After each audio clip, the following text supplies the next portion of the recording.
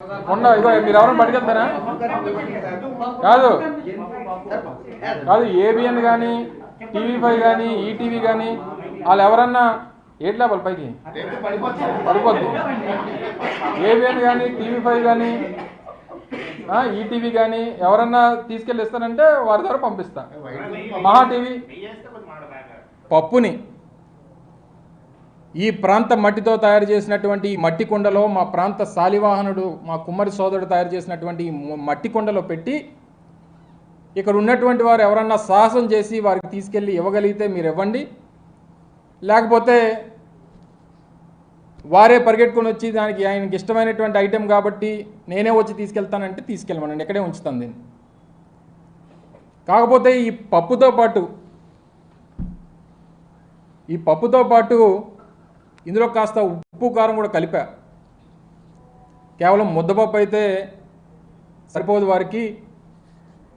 కాస్త ఉత్తరాంధ్ర ప్రాంతం అనేక సందర్భాల్లో ఆ పార్టీకి తెలుగుదేశం పార్టీ అధికారంలోకి రావడానికి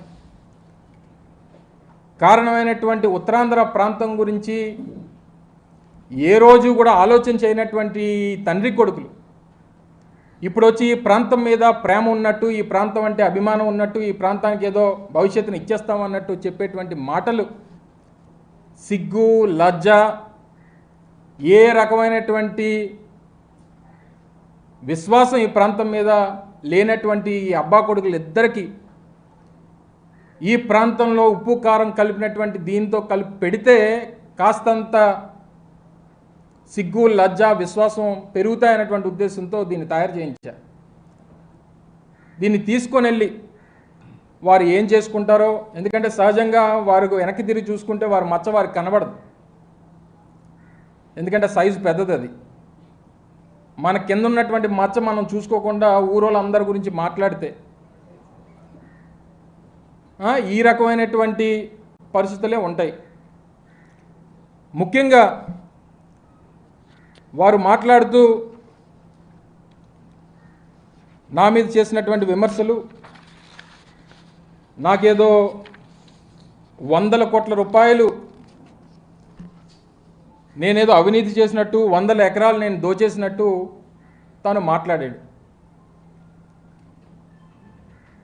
నేనేమి నీలాగా బ్యాక్డోర్ పొలిటీషియన్ కాదు.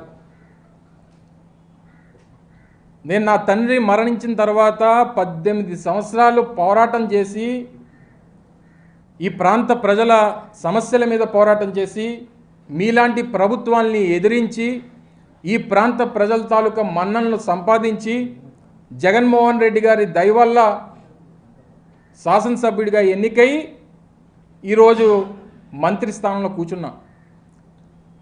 కానీ తమరు మంత్రి అయిన తర్వాత ఎమ్మెల్సీ అవుతారు. అబ్బబ్బబ్బబ్బబ్బా,